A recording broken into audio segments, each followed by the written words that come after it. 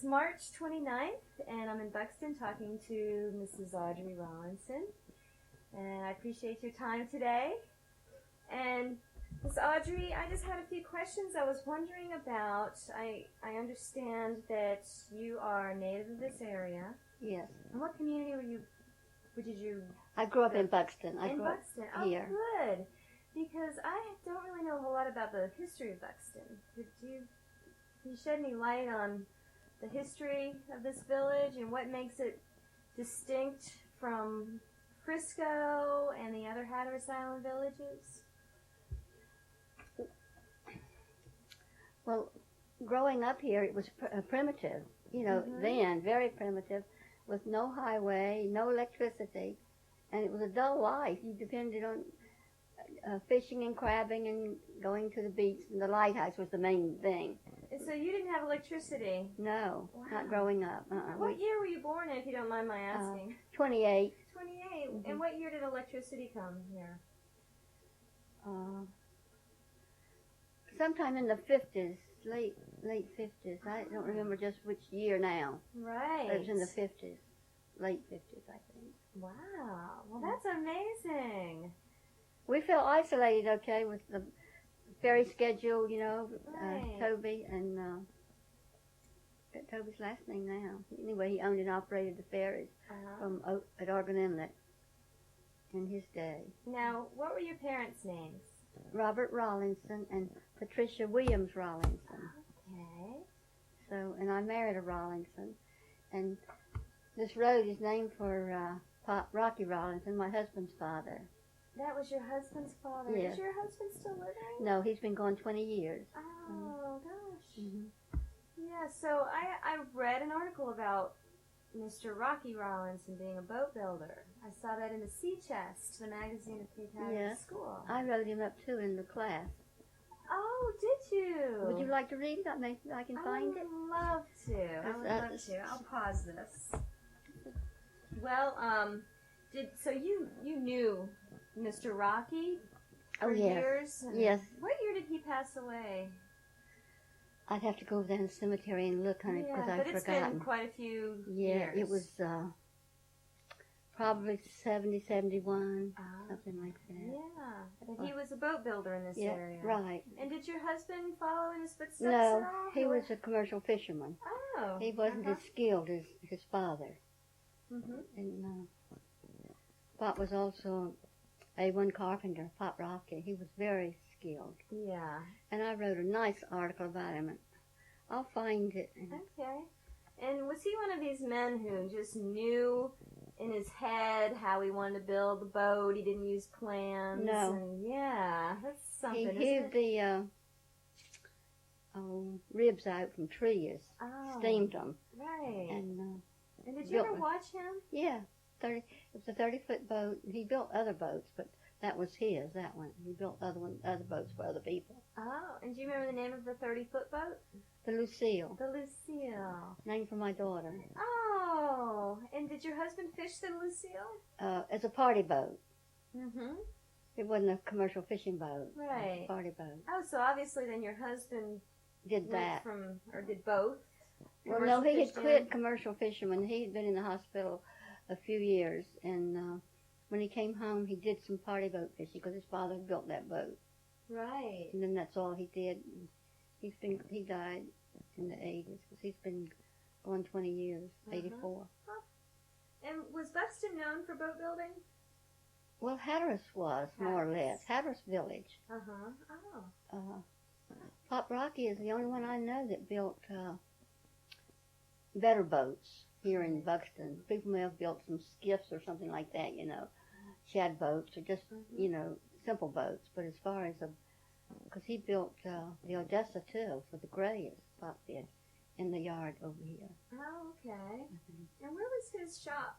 Right in his yard, right across the street over there. Oh, really? Is the house still there? Uh-huh. But not the shop. It's been, deteriorated and gone, been knocked down. Is his house the big house that you got out? Oh, yeah. I love that house.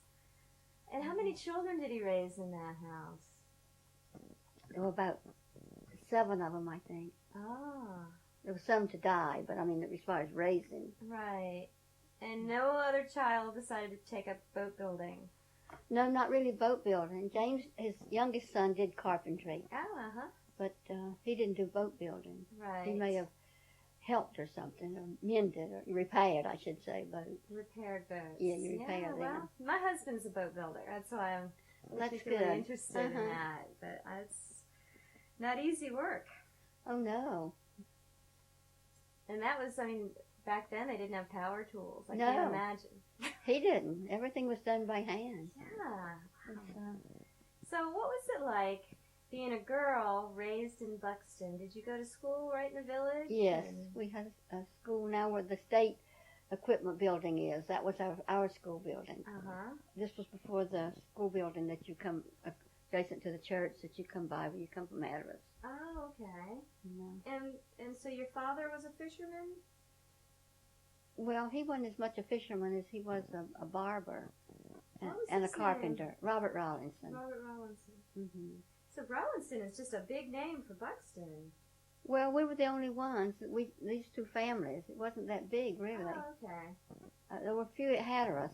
Right. But we were probably all related way back. Yeah. You know, my father was from Frisco, and his father was from Frisco. Oh, really? So, And do you know how the first Rollinsons came to be on Hatteras Island?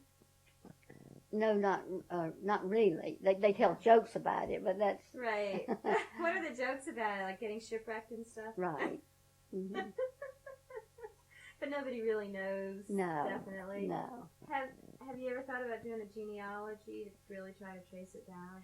Some in the family are. I haven't started it, Mm-hmm. but eventually I'll have copies of it. There was a cousin here just the other day after info. He's doing it, and I've had several people in the family that have done it. Some of them are gone, but they've passed their work on to others, and eventually I'll get a copy. Oh, okay. And Mother had the family tree. My daughter took mine, and I'll have to get a copy from some of the family. Uh-huh. Get it, recopied. So did you know your husband as a child when you were growing up? Not as a child, but when I was a teenager. Yeah. But you were both in Buxton? Right. Yeah, and so you went to the same schools, but in a different grade maybe? Right. He was much older than I, so I didn't know him, as right. a child. Yeah. I knew of his mother and father. I knew of them. Uh-huh. And one sister, Pauline, I knew her Mm-hmm. when I saw her. Right. And, well, she worked for Miss White, too. I did know her better. Okay, and he was a full-time commercial fisherman. Well, his father was more than him, Uh-huh. more commercial fisherman also. Pop Rocky worked all the time, which my husband didn't because he became tubercular. Oh, right. really? So he was on the cure for 4 years in Wilson, North Carolina. So when he came home, What was the cure? it means curing TB. Was it like a sanatorium? Right. Uh-huh. What did they used to do?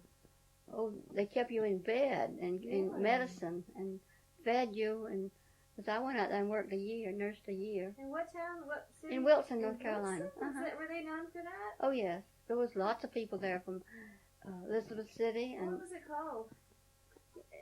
State Sanatorium. It's a state operated. Wow. There were people from Englehard, too. Of course, I didn't know anybody from Hatteras Island, but I'm sure there were. And what decade was that when he had to go? He went in about the mid-40s and stayed 4 years. Really? Mm-hmm. Gosh. And it helped like clear out his lungs and... Well, eventually he had to have surgery, and they removed the left lung. Had pneumoectomy, complete removal of the left lung. And you were married at the time? Uh-huh. Oh. And had Lucille. She was Oh. like 4 years old when he went, I think. Oh had my, to go. and he was gone for 4 years? Yes. That must have been so difficult for you.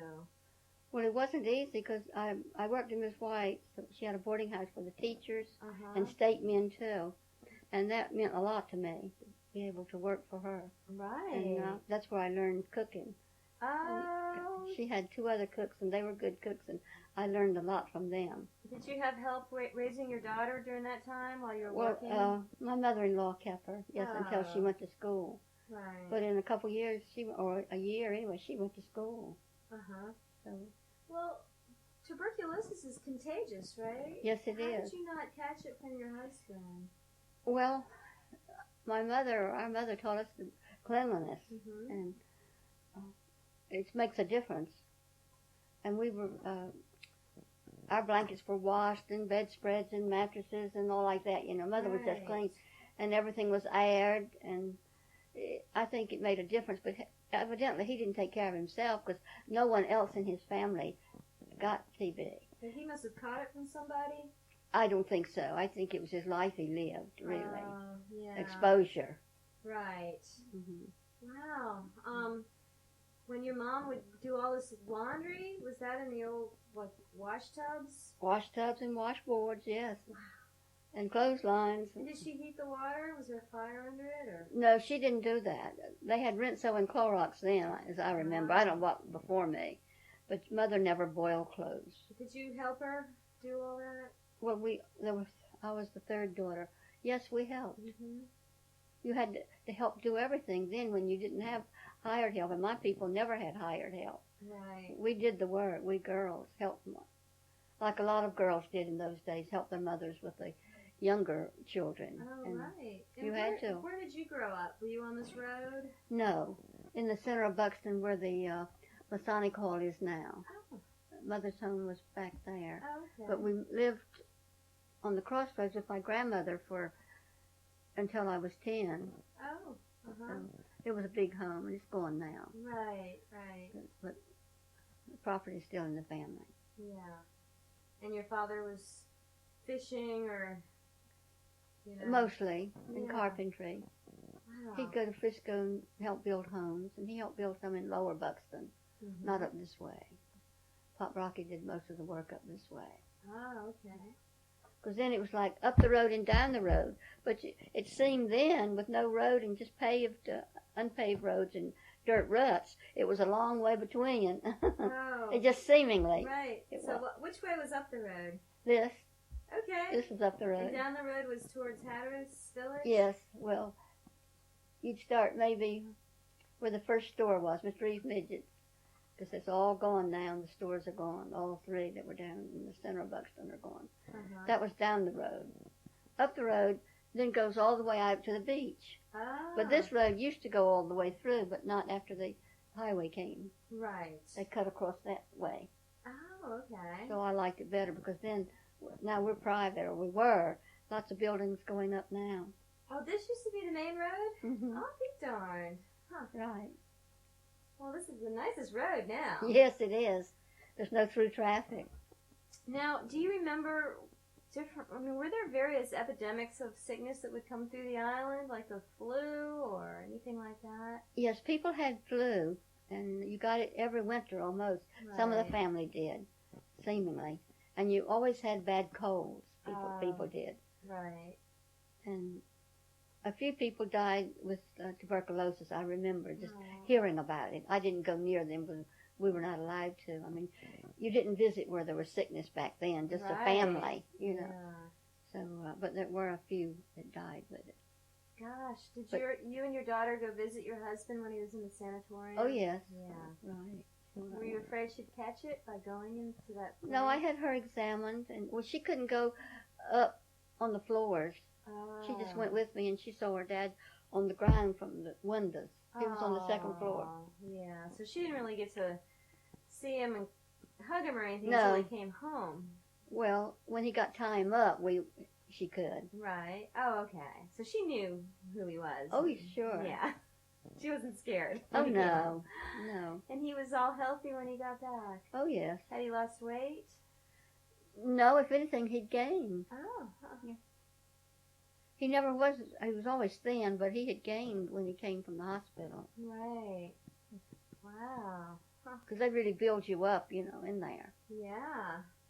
So you were used to really sort of working and I've always worked. Fending for your family and yes. Yeah. Good for you.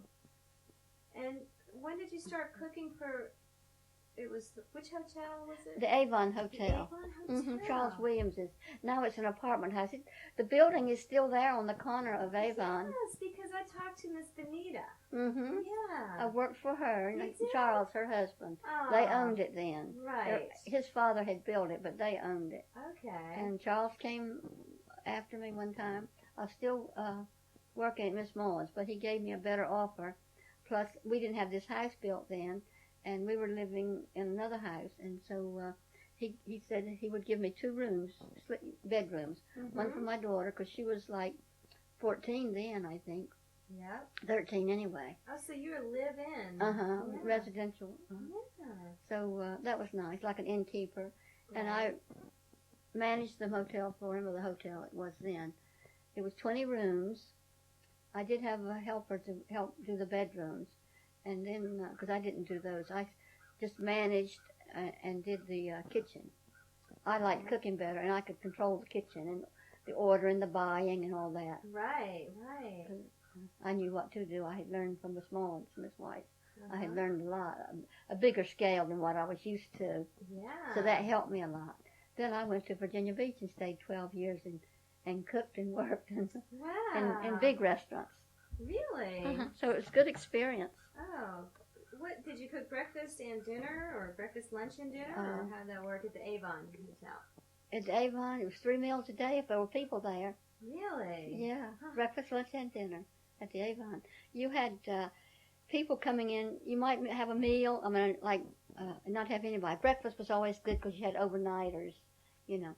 Lunch sometimes was like skimpy, maybe just a couple or so parties for lunch. But in the evening, they'd start coming in about 5. You'd have them 5 to 7. You'd have, a lot of people to cook for. Right. As of then, it was a lot. It wouldn't be now. But I'm going back.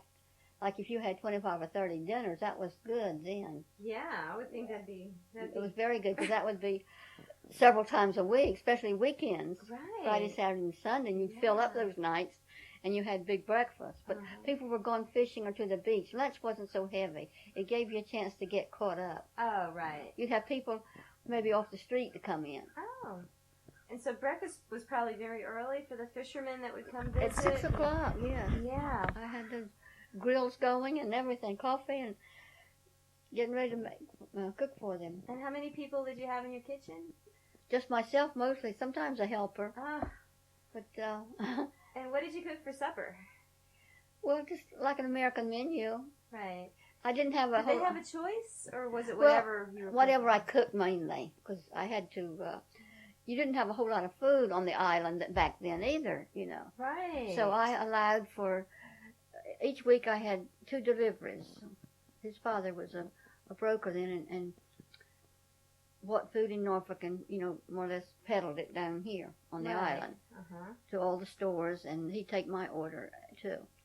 But you had to allow for so many people just the same. So I had nice freezer lockers, and I really enjoyed working there. The work was hard because you didn't have much help, but you didn't need a lot of help all the time. Right. It wasn't steady. It was more like Ocracoke used to be. Oh, right. And did you stay there during the winter, too, or did you come home? One winter we stayed there.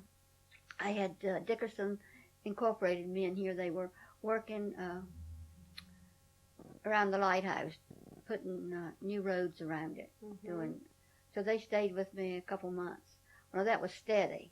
Right. I would get up and make maybe do 30 eggs, scramble them. You had to do that, for that many men all at the same time. You couldn't fry, eggs to order. But they'd get big platters full of bacon and eggs, or sausage and eggs, and lots of toast. And we just go put it on the table and set their plates up, let them help themselves. And of course we got they were charged a certain amount per day then. Right. So that was a good winter. Right. Because there's income coming in. Now, and was your husband back here in Buxton, or did he come with you? He was living with me there. Yeah. Did he enjoy Avon? Well, I think he did. He'd rather been here, but I think he liked it. Because I bet it was sort of a long journey back then, wasn't it? Longer than it is now? Well, I mean, how did you get there? Did you we had the highway then. Oh, okay. The highway was it lacked 17 miles from the ferry. That's Oregon Inlet. Oh, and right. finally they paved the 17 miles. And what years were you working up there? What decade was that in? 57 and 58. Okay. Those 2 years I cooked for Charles. And did you have a car, or did you use public transportation? I stayed there. My husband had a car. I see. Right. So I had to stay there. Somebody had to be there, and he didn't cook, and he didn't want to do a lot of things. Yeah. He wasn't. He was a sportsman, in other words, outdoorsman. Right. He took the men fishing a lot of times and did other things, but he wasn't a house person by no means. It must have been interesting to meet the people that would come through the hotel. Oh, yes. Did you keep in touch with any of those people at all? Yes, but I don't now. It's been so long. But you'd Some have of a them lot are of gone. repeat visitors that would come year after Oh, year? yes. You did then, and they always stayed at the hotel because they could get meals. There wasn't very many restaurants in either. Oh, that's It was right. like one in Buxton. It was my cousin's, Boyd. And then Miss Leona had one over here, Cape Pines. There's two in Buxton for all the people that came. And of course, And one in Avon? that's all I remember then. Wow. Just one, the hotel. That was all. And Charles had 4 duplexes on the ocean. I think he had 8 rentals out there. Uh-huh. And I got those too, as far as feeding. Right. They rented the apartments, but they ate with me. Oh, my goodness. And then, but I did meet some very interesting people that I wouldn't have met had I not gone there. Right. Like the senators in North Carolina and the Ah. McMullins and people that were prominent then, you know. And they would want to stay at the Avon Motel. Oh, yeah, they had Or was it property the in Avon Avon. Hotel? Hotel. It was a hotel then. Right. It wasn't built like a motel. Yeah. It was a hotel. In fact, motels were not popular then. It was all hotels Right. everywhere. There was a hotel in Hatteras now, Atlantic View, and they had at least a couple restaurants in Hatteras. Uh-huh. I know they had Scotty's and they had the Channel Bass, and they had much later they had one on the South Hatteras. I don't know how much later. Now. Uh-huh. Probably in the 60s to 65. Mr. Fraser Field had a restaurant. Oh. And there was no hotel in Buxton. Just motels out the beach. Okay. Then they had some motels Uh-huh. and that one restaurant. That, And so a motel is smaller and lower to the right. ground. Mm-hmm. They were more like cottages Okay. then. Yeah. But Charles's hotel was the second one on the island. Scotty had a hotel in Hatteras, and it was nice. And they had a restaurant too. But they fed people in the hotel for years, you know, in the dining room before they built the restaurant. Oh, okay. Well, it must have been fun to be up in Avon. Did the people that lived in Avon Village seem different from the people that lived in Buxton? Could you notice a different personality between the villages? Yes, because they just visited among themselves. Yeah. The Avon were more clannish. Uh-huh. They And were- Buxton was more... I thought more forward to a Uh-huh. certain extent. Yeah.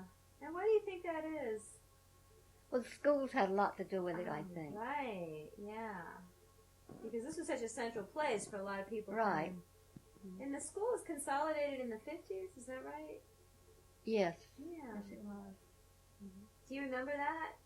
When that happened? Well, my daughter, it was consolidated when my daughter went to school here in Buxton. And then she finished in Virginia Beach. So. Do you remember her impression of all of a sudden having all the island kids? Well, it was like that when she went, so I don't know. Oh, okay. They just, Oh, it had been already consolidated. Right. Okay. but they didn't have enough teachers, and the classes were crowded. Oh, were they? They really were. Oh, my gosh. That wasn't good. Yeah.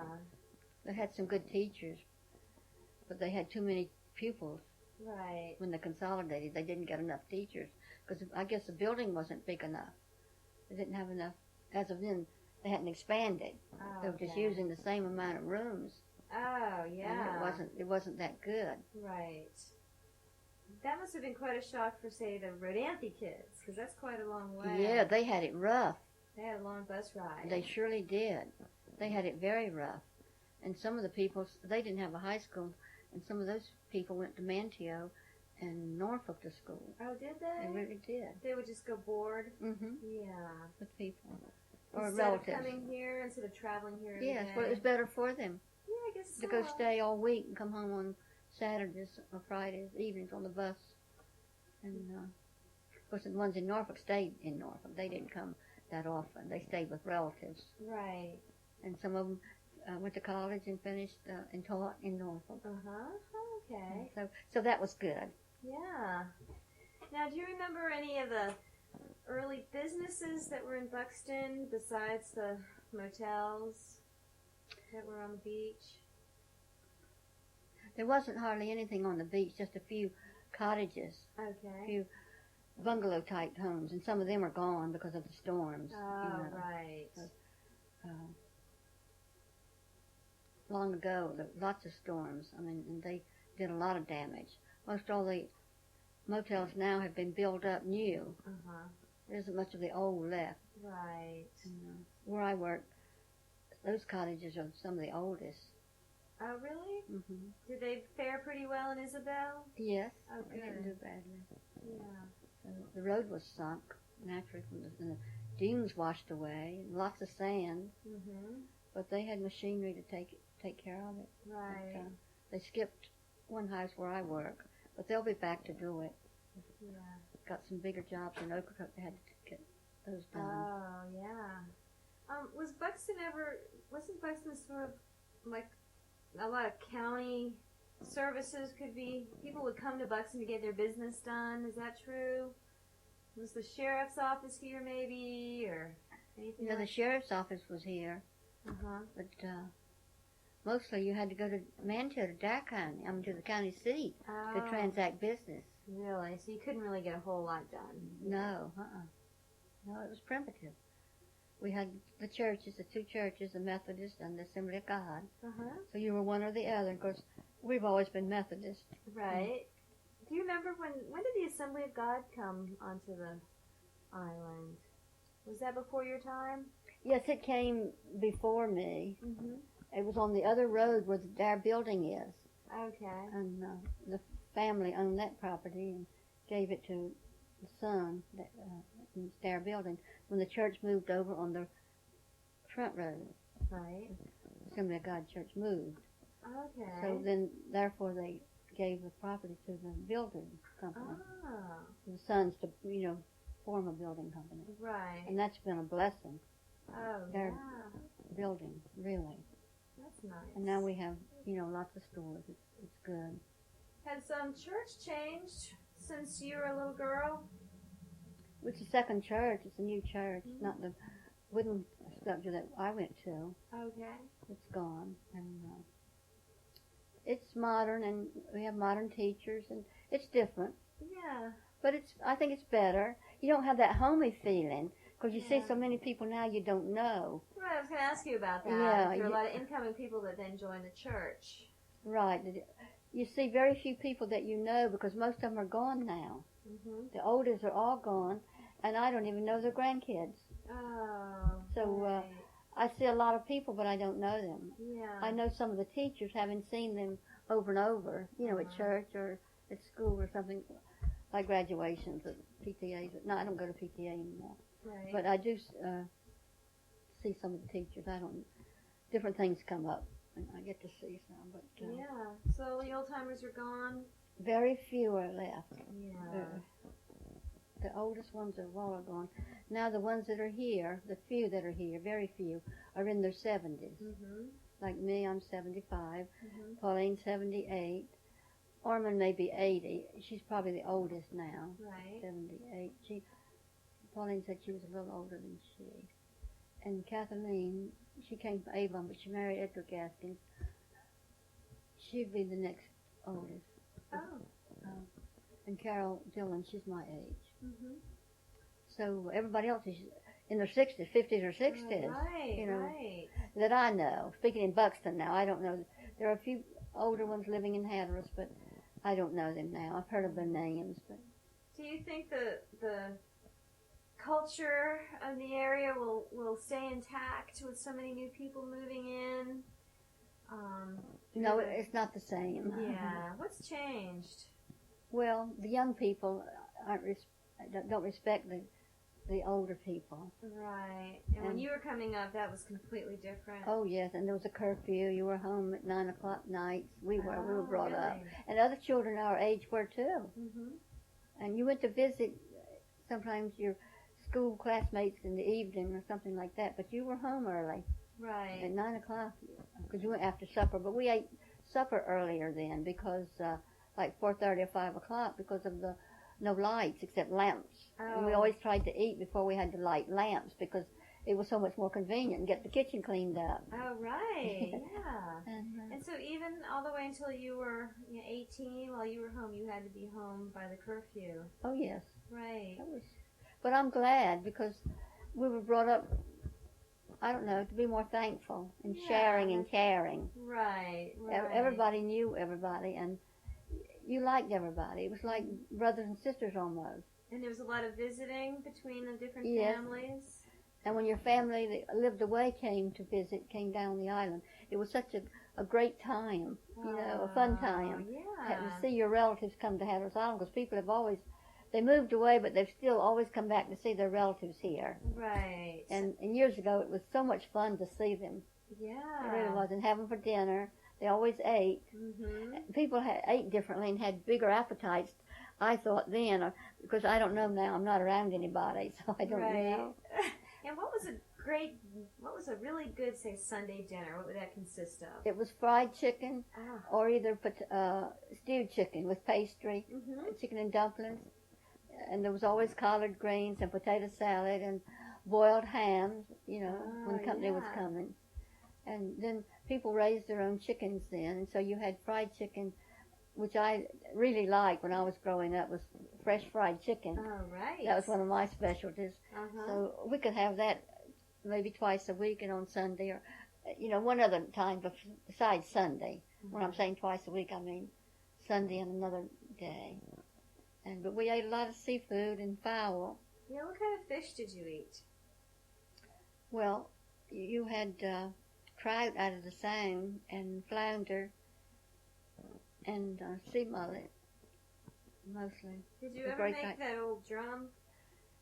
I made it at Miss White's, and I made it for others. I never liked it that well. Yeah. Myself, so I didn't cook it for us. Well, I cooked it for other people. Did you think it was too strong a fish or something?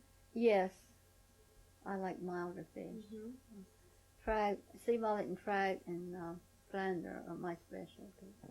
Now, what kind of things did you do as a girl growing up with your girlfriends? Played Chinese checkers and cards and things like that. Monopoly, those kind of quiet games. Were there dances? Yeah, at Hatteras they had the Beacon, then there was the Pavilion before that. That was before my time. But we went to the Beacon that Willard Burris owned. And then, as a teenager you could go? Yes, I would go then. You couldn't drink beer, couldn't buy any beer, but others did. They were old enough. Right. But they were not as strict back then because the law wasn't here like it was later when Tandy's opened. But then you had to be, I think it was 18 to drink beer. Right. Or buy it. And that was, well, people bought cigarettes, but now you can't. So it was different, Yeah. You didn't have as much back then, but in a way you had more freedom. Oh. Right. Isn't that interesting how it changed? Well, people make a difference. Right. And now you don't know what's happening everywhere. Now, how about something like weddings? Were they a big deal, or were they smaller? Weddings were much smaller. There were very few church weddings. Mostly they were married by in the parsonage. The weddings, and they were just family, just simple. Sometimes they might have been married in the house, in the living room. Where was the parsonage? Well, the Hatteras parsonage is right there where it always was. It's different now, but I mean the location. Is that attached to the church? No, it's next to the housing where the people live. Okay. The parsonage, but it's not the same one. They probably had two since then. What is a parsonage? It's where the minister and his wife and family lived. So they would actually have the weddings there sometimes. Oh yeah, that's where mainly they were performed. Right. In the parsonage, because you didn't have the lights and everything in the churches that you have today. The kitchens and everything. Everything was done on a small scale. Right. And you had cakes made and lemonade and things like that. You didn't have everything, all this food and everything they have today. Right. Or hors d'oeuvres and all that. There was just cake and lemonade mostly, or punch. That sounds wonderful, doesn't it? Yeah, I liked it like that in a way. Yeah. With simplicity. And just to keep the focus on the couple. And I think they go overboard today. Yeah, I do too. And all that expense. Yeah. And then they're all year paying for it, or 2 years. Yeah. I think it's outrageous. Yeah.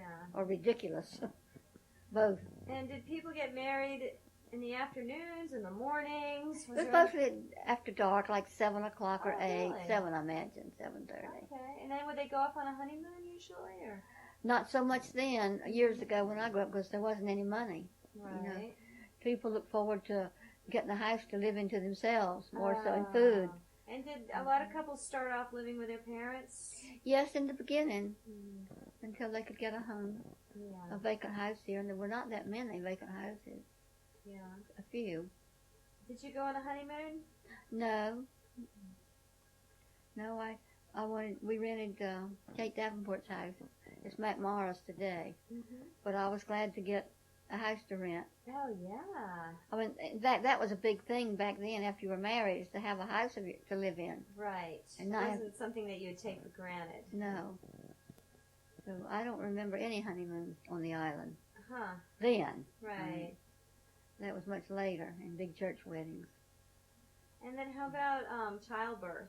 Did you have a doctor? Yes, I went to Elizabeth City. I was in a hospital. But before my time, there were midwives and children born at home. And was there midwives just for Buxton?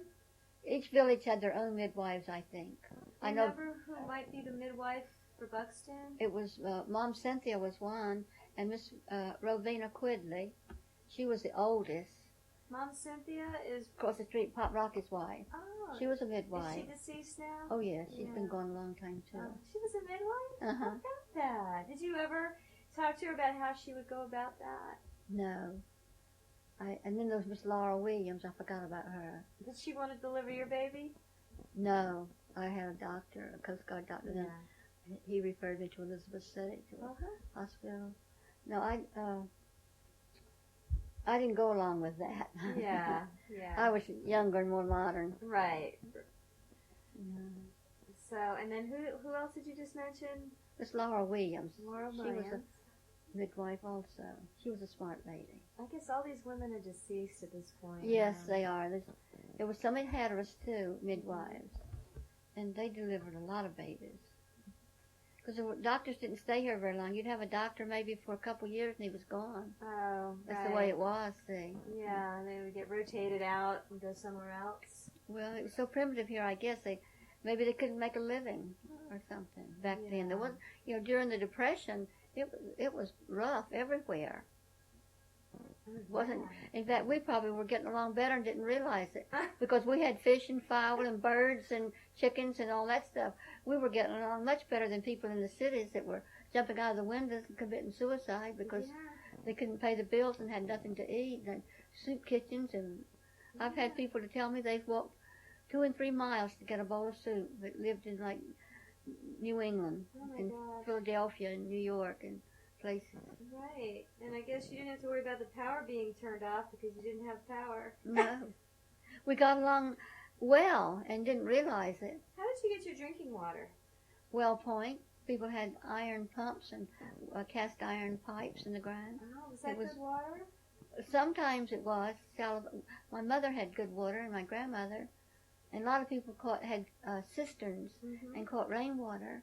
Oh. And used that for cooking and drinking. Right. But you used the well point water for baths and washing clothes and all. Because you'd soon use up all the rainwater, Was Buxton particularly situated for well water compared to, say, yeah, we were higher. And all the littler villages? Rodanthe had terrible water. Yeah. It was awful. And people in Frisco mostly depended on rainwater. They had lots of barrels. They would catch rainwater. Right. And Hatteras, I don't know, they had rainwater too until they got electricity.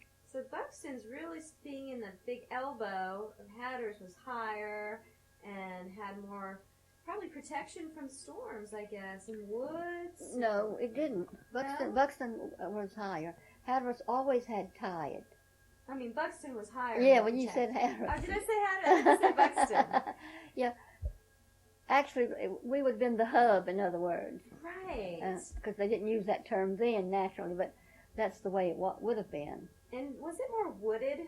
We had lots of woods then. It's been all cut out and developed now, and it's a shame. Yeah. Because now we get tide, and we never had tide. Oh, really? Cutting all the trees out because there's a tide to come over, you see. Oh, yeah. And it was pretty lush woods, wasn't it? Very thick and heavy. Were there fruit trees here? Oh, yes. What kind? People had mostly fig trees and apple trees. And my grandparents had grapevines, and a lot of people had grapevines. And all peach trees, all kinds of trees. His Papa was he was a farmer. He was Coast Guard with the lighthouse service. And so you had a little farm, you had a garden and stuff at your house? Yes, Papa Williams had the biggest gardens on the island. He sold. Is that your grandfather? My mother's father. And what was his first name? Audrey Williams. That's grandmother and grandpapa. Those are my maternal parents. I mean grandparents. And they lived in Buxton as well? She came from Hatteras originally, but he was from Buxton. Oh, how about And then the lady on the left is Papa's mother. It's Axa Williams. And she was from Buxton too? Yes.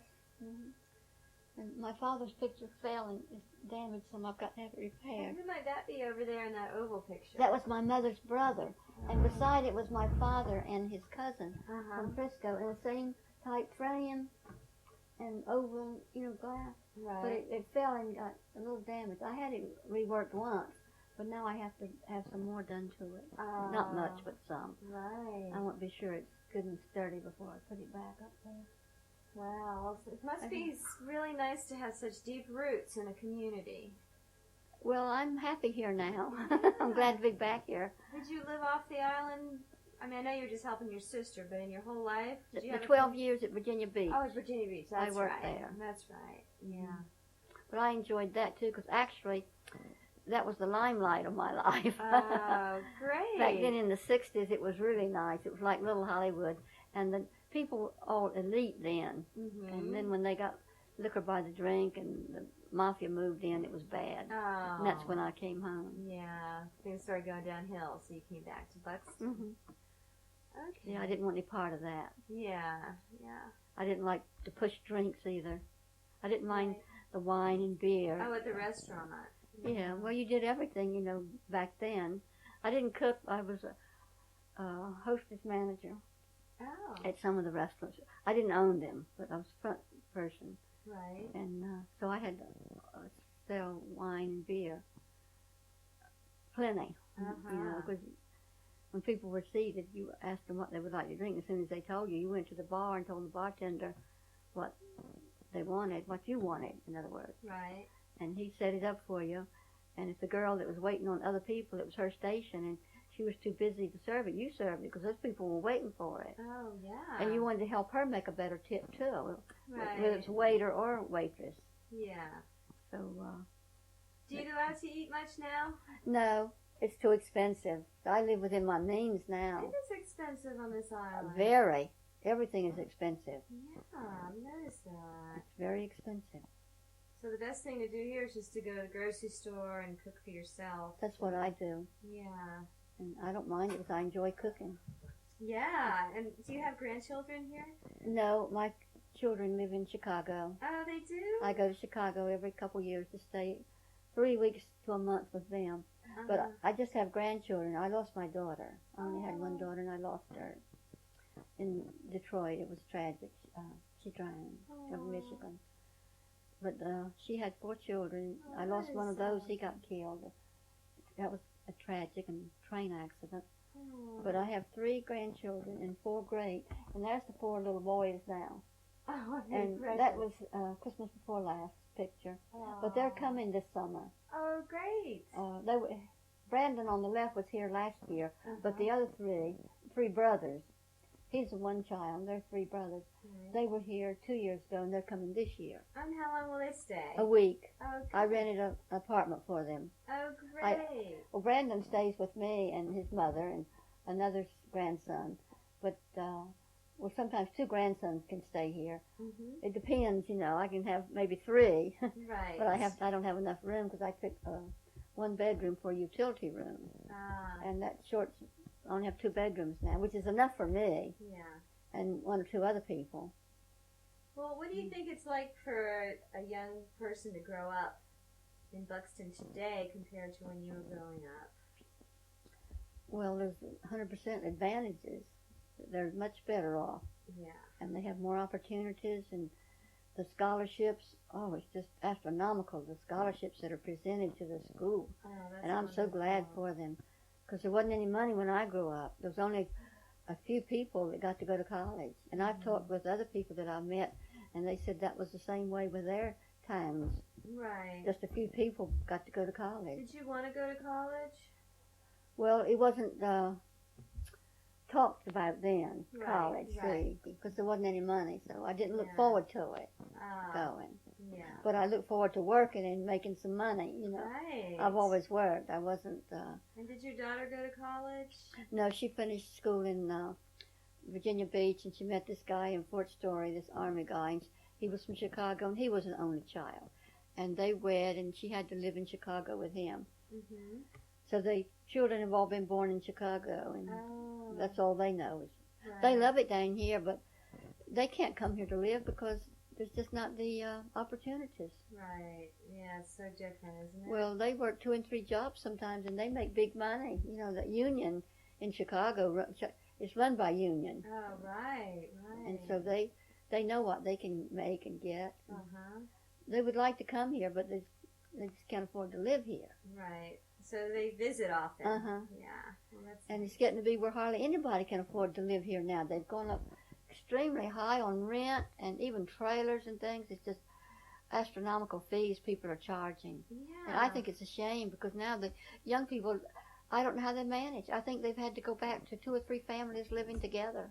Oh, no. It's getting bad because you don't make that kind of money here. Right. And now when rent is like $600 and $700, and $800 and $900 a month, Oh, my gosh. And how about the places you clean? What? they get more than that a week. Oh, Yeah. amazing. Well, it's just up every year. Yeah. Everything goes up, it doesn't come back down. And are your property taxes going up? Oh, Does it yes. impact you too? Right. Yeah. And insurance. Is just Flood awful. insurance, All and kinds of- homeowners insurance, and all that. That's hard to pay because that's a lump sum. right. That's really hard to pay. Especially after Isabel, I think it's really going to be. It'll be worse Right. next year. Yeah. Every couple years they go up, you know, again. Mhm. So. And these motels go up every year anymore. Like $150 more on a cottage a week. Mhm. That runs into money. Yeah, it does. 200 or more on a For the cottage. insurance. Now I'm speaking of the rentals. I Oh, don't the know what the rentals. insurance is on them. I'm not up in Right. that. I mean, sometimes I work, not now, but I have worked in the office where I work, and I know what the rentals were then, and I'm doing some of the same cottages, and they're twice as much. Oh, That I know. wow. And they've just been sold like 3 years ago. Wow. And I rented a cottage 2 years ago, or an apartment, not a cottage, from the people who bought the motel where I worked. And this year she told me she had to go up. I didn't rent one last year because the kids didn't come, but Brandon came and stayed here, he and Cindy. Right. Cynthia. The dad didn't come, so there was enough room for the 2. Oh, so she wouldn't give you a break for being a local. Well, they have to make it too. They had it Yeah. rough last year because the year before the winter they had a lot of burst pipes, and those people still owe for it now. Right. And my heart went out for them Yeah. because they're young and they can hardly make ends meet. So unless you're fortunate enough to maybe have some land, family land left to you, Mhm. it would be really difficult for a young couple to make it here. wouldn't Unless it? they get some help from their family, a piece of property. Piece of property. Do you see a lot of that happening where the families? Well, there's not that much left anymore. It used to be that the families gave each one in the family a lot. Right. And that's how we got this. It was given to us, the lot. But I worked for the house. So, and some of the homes now the children have inherited them, and the grandchildren living in them. So Right. there's a lot of that. Oh, yeah. And Now, do you remember when the Park Service was established? And I mean, wasn't there a property issue? Some of the property was donated to the Park Service or bought. The government bought some people's property, right? Yes. Ormond Fuller could tell you more about that because her people were political and they were in that. Oh, good. I'll ask her. Have you heard of her? I have. She's on my list. I'd say she's one of the. She would know a lot now. Yeah. And she does genealogy too. Oh, good. And she's a nice person. She's very nice. And she lives in the brick home on Oromar Road, right beside the T-shirt shop. Right.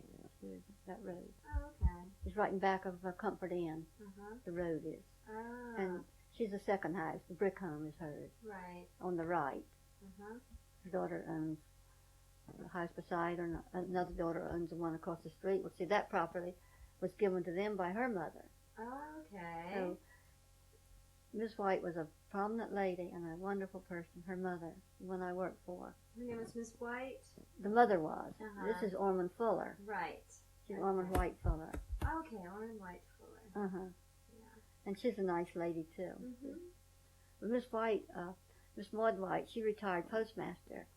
And she was like the mayor here, really. In fact, she was called the mayor by a lot of people. In Buxton? Oh, and so who was her husband? Mr. S. White. And he wasn't from here, was Columbia. Columbia, North Carolina? Right. Really? He was an insurance man with Home Security then, but he's changed names several times now. But she was from here? Her whole family. Hmm.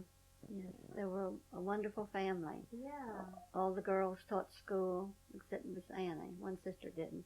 But the others all taught school. Even Miss Maud sometimes taught school. Oh, okay. And her daughters went to college now because she had the sporting house. You know, she had more means coming in. Right. And where was the sporting house? Was it in Buxton? Yes, on the hill down here at the end of at the fork of the road. Right there, that house, where the cemetery is. Oh, right. But see, the houses now are gone. On the other side of the road? No, on that side. On this side of the road. Opposite. Sound side. Right. And the houses that she rented to, like, the teachers were women. They stayed indoors in the house. Right. But the men, the workers, stayed outside. She had houses, like rooms outside that are gone now. They've been torn down because Ormond and Carol, the daughters, didn't want any more of that. You know. Right. So they didn't need these little houses in the back where there were bedrooms where people slept. Oh, okay. And that's all gone. But that's why you wonder how so many people could stay there. But there were arrangements for them back then that are gone. Yeah. It's funny, just the interesting history, and then poof, things are just so different. They really are. So, and so Ormond was one of the daughters? Is that what you're saying? Okay. Ormond White Fuller, and then Carol Dillon has the motel. Okay. Let's see, it's Outer Banks Motel. Right. Okay. Yeah, I've definitely heard of her too. Well, that's so interesting. And for the boarding house, was it for students too? No, because it was just high school here, and they were local. Oh, okay, I see. Yeah. It was teachers and state men. Oh. And then sometimes they were called, we call them salesmen today, but they were called drummers. Why? I don't know, but the salesmen... Drummers, I've heard of that. Yeah, that's what they were called, the drummers. And they would stay at different houses that were large enough to have rooms to rent. Okay. Like Miss Caddy Gaskins, she took in teachers and drummers. They came from Elizabeth City now, the salespeople. Right. And they would take orders, and then the merchandise came by freight on the sign. Okay. Maybe to Avon, and some of it was probably delivered from Avon down here to Buxton. Right. But first the drummers would come through and take orders. And right. Submit those orders, and then the freight would be delivered. Right. That's how it came, by boat and then by car from Avon. Right. I think the boat came in Rodanthe too, because they've always had a harbor, and then the people had to, go get it, I guess, to the harbor. And do you remember where the mailboat would come in Buxton? Mm-hmm. Right at the harbor that you see, or? No. No? near the post office. Oh. It's right where the books. Well, this restaurant is there. Big restaurant on the waterfront, next to the bookshop. It's Bernice Balance's property, but he sold the restaurant. I'm trying to think of the name of it. It's a big restaurant right down on the water, and that's where the mailboat came in. Okay. It went out and came in. He went out to meet the bigger boat. The little boat went out to meet a bigger boat from Elizabeth City. They had to come, to Manteo first, and then from Manteo to Hatteras. Right. The boat. Do you remember the midget bus line? Oh, yes. Did you ever ride on that? Oh, you had to. You were glad that you had, when they started, the bus line. You were very glad. Because you didn't get off the island very often until they had that bus service. Right. Did you enjoy that? Oh, yeah, it was fun. You knew you were going to Manteo, and then you could get a Greyhound to Norfolk. Oh, right. You could go somewhere, or even to Elizabeth City, and then I think they had trailways, Elizabeth City through North Carolina. Right. So, I mean, there's no public transportation now, but there used to be. Yes. Interesting. I mean, it's sort of gone... And not out of Manteo either. When they took the Greyhounds out of Manteo, that was a shame, but of course they had to. There wasn't enough patronage. People started buying cars when they got more jobs, more money, more tourists, see. Yeah. It was more business and people could buy cars. Right. So tourism has really built Manteo and this island. Nag's Head, too, the whole Darkani. Oh, yeah. Do you think that's been for the better? Oh, definitely. Yeah. You may not like some of the things, but it's certainly more progressive. Right. When I say things, I mean like when the hippies moved in, things like that, undesirables. Right. Like those kind of surfing bums type people. Yeah, they came. They're not so bad now. It's nice families that come surfing mostly. But in the beginning it wasn't. Oh, It was beach bums, yeah. hippies and all like that, and they just wrecked houses and they stole and everything else. Oh, yeah. They didn't have any money either. Right. Sleep on the beach and go sneak under the houses that were rented, or not when they, like on Sundays. They would check out the people. Well, they'd go take showers underneath of them. I've had one or two to tell me from Virginia Beach that they would come down here and they didn't have any money, they said. I thought to myself, well, why didn't you stay to Virginia Beach and make some money? Yeah. Why did you come down here? I didn't tell them that, but I was thinking that. Right. There was plenty of money to be made there. The beaches were flourishing when I was there. So how come why don't they do that anymore? Is there better security where they couldn't get away with it, or people have more money now? Well, they have more money. Oh, well, I threw a paper away. I'd like for you to... Oh, you heard about this man being found dead? No. Oh, sorry. No, I don't know. I think it's here. See, this just happened last week. Man found dead in Buxton Cottage. Right out there where I work. Oh, no. Not on the road I worked on, but right out there. But not one of your cottages. No, I don't know whose cottage it was. It doesn't say. It wasn't rented. But someone had a key to it, extra key. Oh my gosh. Did they think he was murdered? It's suspicious. Oh. There's no signs of injury. That's odd. Yeah, so there's just strange things that happen. Oh yeah, there's been several suicides in Virginia. Yeah, I understand that drugs is going to be quite a bad problem here, too. I think feeling with Avon. All I was gone. Did you want to go back under your... Well, it doesn't matter. Like, pee. Under the bridge. Yeah, why do you think some of the younger kids are getting involved in drugs? Just because of availability and boredom, or...? I really don't know, because I don't talk to them. I'm not around them. I can't say. Yeah.